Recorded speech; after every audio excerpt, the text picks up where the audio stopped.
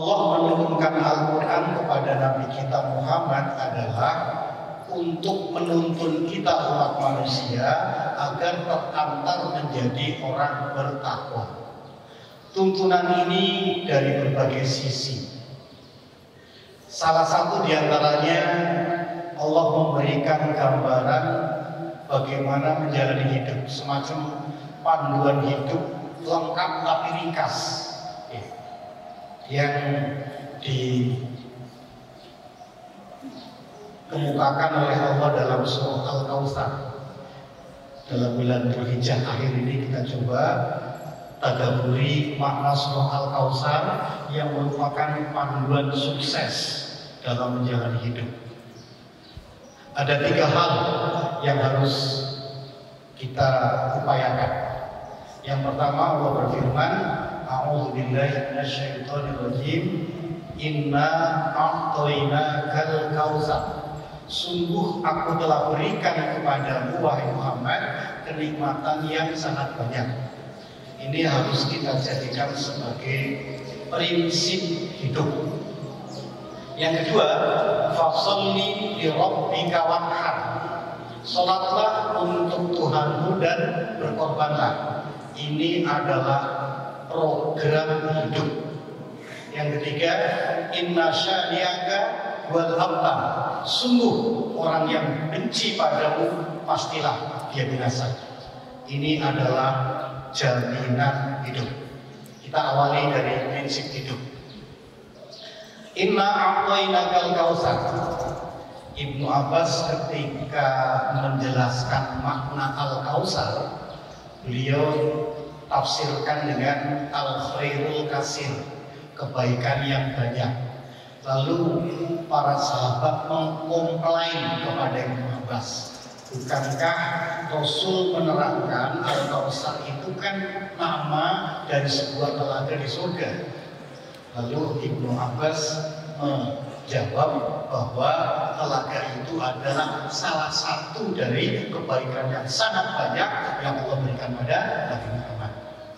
Kalau kita lihat terjemahan resmi Departemen Agama Republik Indonesia, maka Al-Kautsar diterjemahkan dengan kenikmatan yang sangat banyak. Lalu coba kita perhatikan makna a'tainaka, aku berikan kepadamu wahai Muhammad. Memang ayat ini ditujukan kepada Nabi Muhammad, tapi apakah setelah Nabi meninggal dunia lalu ayat ini tidak ada gunanya karena yang dituju dalam ayat ini sudah meninggal?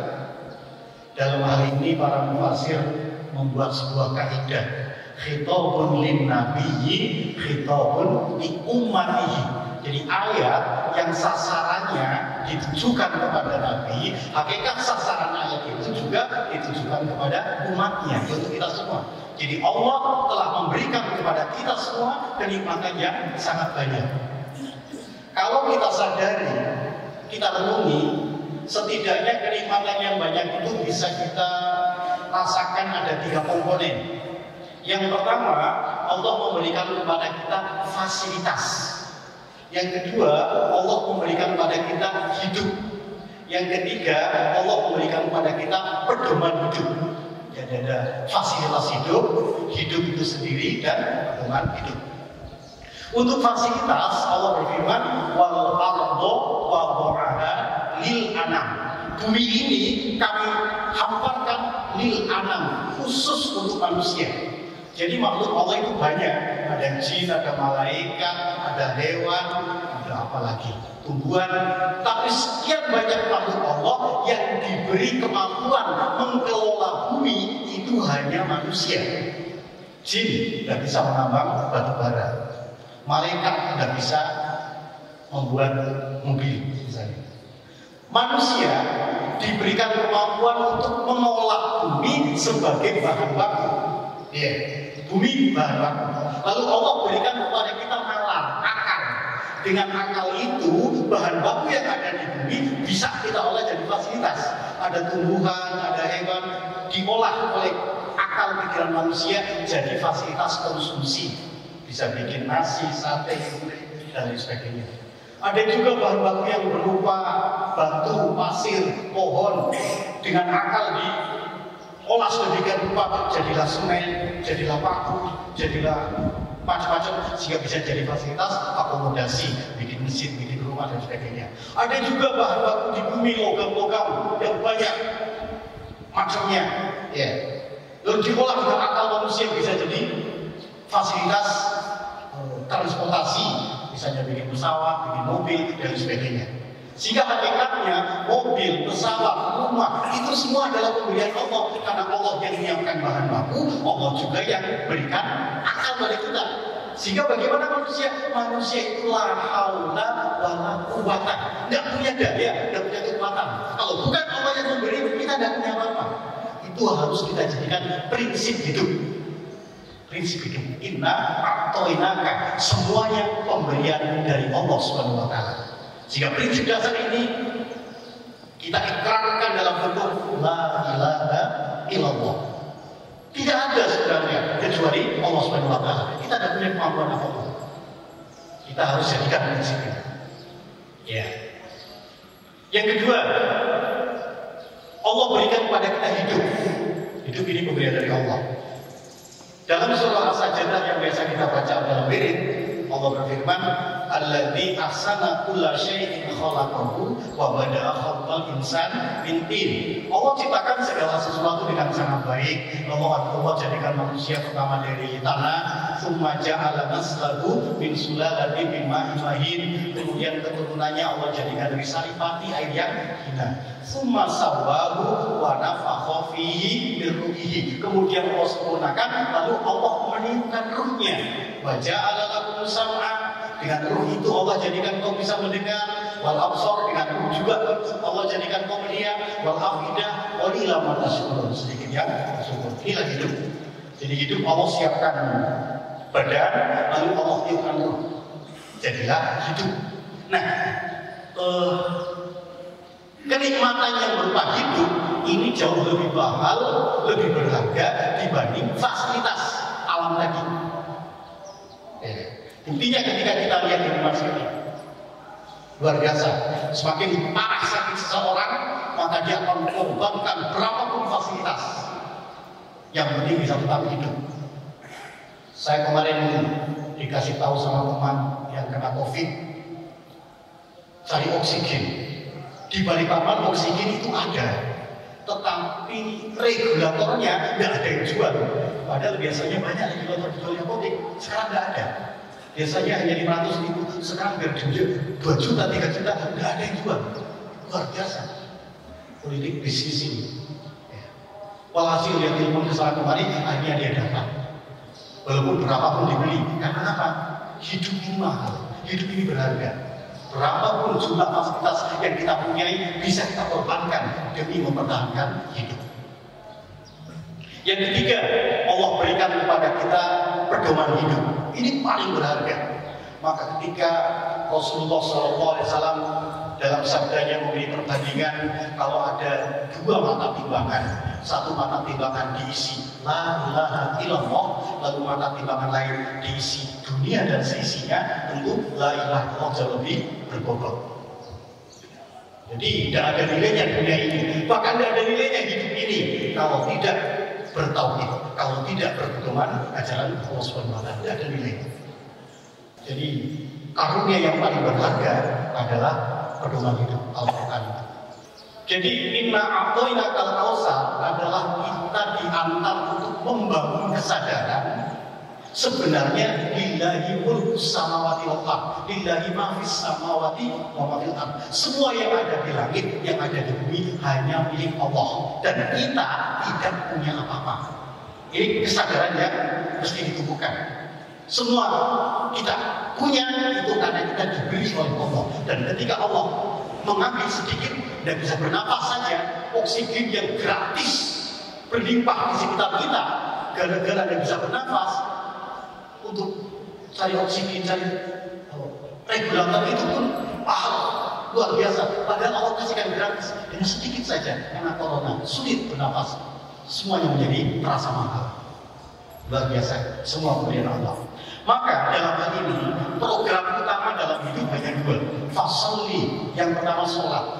Sholat adalah permohonan kita hanya kepada Allah. Wasta'inu bis-sabri was-sholat. Jadi sholat ini adalah merupakan realisasi dari sebuah kesadaran bahwa tumpuan harapan hanya kepada Allah. Karena kita tidak punya apa-apa, maka kita harus menumpukan harapan kepada Allah. Tapi untuk bisa fokus menumpukan harapan hanya kepada Allah perlu proses. Misalnya ketika Hajar istri Ibrahim ditinggal di Mekah, dalam riwayat disebutkan Hajar itu protes, wahai Nabi Allah, kau tinggal aku di sini sendirian, ini adalah kemauanmu atau ini ketentuan dari Allah untuk saya? Maka ketika Nabi Ibrahim menyatakan bahwa ini adalah ketentuan dari Allah, Hajar pun lega. Samina wa'tona, baiklah patuh. Kalau ini ketentuan dari Allah, karena pasti Allah tidak akan membiarkan hambanya tersia-siakan. Silakan, selamat jalan Nabi Allah. Lalu Ibrahim pun pergi ke Palestina, meninggalkan Hajar sendirian di Mekah. Nah, ketika sehari, 2 hari, 3 hari kehabisan bekal, makanan tidak ada, minuman tidak ada, Hajar kelaparan, kehausan, Ismail si kecil juga sudah tidak ada asupan air susu.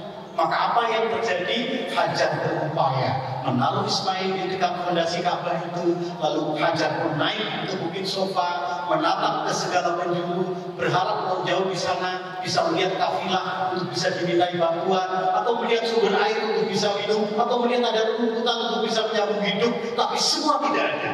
Lalu dia pun kembali melihat anaknya yang ternyata masih hidup, ditetesin di barangkali bibirnya ditandai ludahnya, masih mencacap-cacap, oh anakku, kau masih hidup sayang. Dia lari lagi ke bukit Marwah, menatap ke segala penjuru, ternyata yang diharap tidak ada.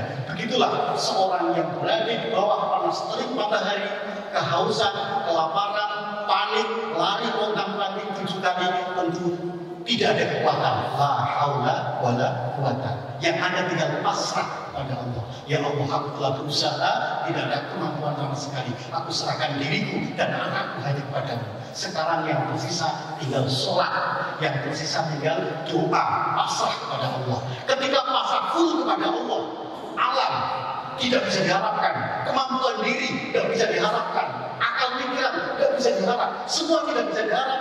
Tinggal fokus harapan kepada Allah. Itulah yang disebut dengan yuqimus shalah. Rabbana yuqimus shalah. Nah, ketika orang fokus hanya berharap kepada Allah Subhanahu wa taala, maka Allah memberikan zam-zam yang bisa kita nikmati sampai hari ini. Itulah produk dari orang yang betul-betul yuqimus shalah. Ya. Mendirikan sholat. Yang kedua, wanhar. Tumbuhkan jiwa pengorbanan. Allah adalah Maha Kasih Maha Sayang. Kalau kita dekat pada Allah, maka Allah pun akan memasukkan dalam jiwa kita rasa kasih sayang. Dengan rasa kasih sayang, maka tumbuh jiwa ingin memberi, ingin berkorban. Ketika pada zaman Nabi Muhammad SAW, di malam hari, tamu datang dari Mekah, ikut sholat berjamaah, lalu setelah selesai diajak oleh Nabi untuk makan malam di rumah beliau, tapi ternyata semua istri Nabi tidak ada yang punya makanan malam itu. Lalu dibawa lagi ke masjid dan dilelang, siapa yang mau menjamu tamu kita. Lalu dijauhlah oleh salah seorang yang ternyata adalah sangat miskin juga. Setelah sampai di rumahnya, dia tanya pada istrinya, wahai istriku, apakah ada makanan malam ini, ada tamu kehormatan dari Allah dan Rasulnya, kita yang dapat kehormatan untuk menjamunya. Istrinya pun menjawab, tidak ada. Hanya ada satu bubur, itu pun sedikit, biasa persiapan bayi kita kalau malam sering bangun. Baik bayi di koloni saja biar tidak usah bangun. Bubur ini untuk menjamu tamu kita. Dengan dimatikan lampunya, maka tuan rumah ini membawa bubur sedikit itu dan seolah-olah makan bersama, padahal hanya tamu yang makan. Ketika esok harinya subuh, ketemu dengan Nabi pun tersenyum karena Allah telah mengabadikan kisah atau peristiwa itu sebagai asbabun nuzul surah Al-Hasyr pada ayat ke-9. Allah berfirman, "Walladzina tabawwa'u daral iman." Orang yang telah menempati kota Madinah telah beriman, yuhibbuna man hajara ilaihim, sangat mencintai orang yang hijrah. Jadi iman yang ada dalam diri kita itu wujudnya adalah sangat mencintai kepada sesama mukmin. Kalau kita merasa beriman, tapi kepada orang hanya beda mazhab, beda aliran, beda partai, kok kita benci, berarti iman kita salah. Iman yang benar adalah akan tumbuh rasa cinta pada sesama mukmin. Wala taj'al fi qulubina ghillan lil ladzina amanu. Jangan sampai ada perasaan dendam, jengkel pada sesama mukmin. Wala yajiduna fi sudurihim hajatan mimma utu, dan tidak mendapatkan hajat apa yang dia berikan dalam dirinya. Wa yusiruna ala anfusihim, mengutamakan tamu daripada dirinya. Walau kan lebih sosok meskipun dirinya sangat memerlukan. Wa may yuqasuna nafsihi fa ulaika humul muflihun. Siapa yang dipelihara dari rasa bakhil dirinya, maka dia akan beruntung. Jadi wanhar adalah tumbuhkan jiwa pengorbanan. Ciri orang beriman adalah jahadu bi amwalihim wa anfusihim fisabilillah. Dia berkorban, bukan mendapat tapi memberi. Nah inilah program. Nah, insya Allah orang yang lapang jiwanya ya, untuk menyadari bahwa semua adalah pemberian Allah, lapang jiwanya, hidup banyak mengabdi pada Allah, hidup ingin memberi sebaik mungkin untuk sesama, maka Allah memberi jaminan inna syani'aka wal abtar. Siapapun yang benci padamu pasti dia akan binasa. Siapa yang benci pada Nabi Muhammad? Dua yang benci. Lam yakunil ladzina kafaru min ahli kitab wal musyrikin. Yang benci adalah orang kafir. Orang kafir ada dua, yakni kafir kitabi, yakni orang Yahudi di Madinah ya. Wal musyrikin, orang musyrik dari Mekah. Dua kelompok ini, ahli kitab dan musyrikin, bergabung dalam perang Ahzab, disebut dengan perang koalisi. Huyai bin Al-Akhtab sebagai pimpinan Bani Nadir yang diusir dari Madinah ke Khaybar, dia lalu memprovokasi Abu Sufyan, lalu membentuk satu pasukan besar untuk menyerang Madinah. Pasukan itu terdiri dari sekitar 13.000 personil. Lalu karena pasukan cukup besar, maka atas usul Salman Al-Farisi, ya, umat Islam kerja bakti bikin parit pertahanan. Parit jadi jalur ke Madinah diblokir dengan parit, gundukan tanah dijadikan benteng pertahanan. Umat Islam bertahan di belakang gundukan tanah itu sekitar 25 hari. Pasukan Abu Sufyan berkemping di sebelah parit. Nah, orang Yahudi yang ada di Madinah, Yahudi Bani Quraidah, melihat pasukan begitu besar, akhirnya Yahudi Bani Quraidah pun menyatakan pada Nabi, "Wahai Nabi, kami berlepas diri dari piagam Madinah, kami bergabung dengan musuh." Sehingga Yahudi Bani Quraidah menyerang dari dalam kota, pasukan koalisi menyerang dari luar parit. Bagaimana Abdullah bin Ubay bin Salul yang masih ikut dengan Nabi? Dia pun akhirnya juga takut. Lalu dia keluar dari pasukan Nabi dengan mengatakan, "Inna buyutana Allah, rumah kami kosong." Keluar dari pasukan Nabi. Sehingga umat Islam tinggal sedikit. Ada riwayat mengatakan hanya tersisa sekitar 700 orang menghadapi pasukan dalam kota, luar kota. Sampai kondisi ini digambarkan oleh Allah dalam Al-Quran surah Ahzab pada ayat 10. Allah menyatakan, "Ijja'ukum min fawqikum," ketika pasukan menyerang dari atas kamu, wa min asfala minkum, dari dalam kota, wa idzaghatil absar, pandangan umat Islam sudah berkunang-kunang dan tetap lagi, wa balaghatil qulubul hanajir, rasanya nyawa sudah sampai di tenggorokan, rasanya tidak mungkin ada bisa selamat bisa hidup. Tidak usah diserang, dibiarkan aja, mati kelaparan sudah habis. Balaghatil qulubul hanajir wa zulzilu zilzalan syadidan. Umat Islam itu betul-betul pada Nabi lagi berguna. Mereka juga bersangka jelek pada Allah. Pokoknya tidak ada peluang untuk bisa menang, pasti habis. Hunalika yang kemudian wa zulzilu zilzalan syadidan. Begitulah gambaran ujian bagi orang mukmin waktu itu dan berpuncak luar biasa jiwanya. Lalu bagaimana bisa menang?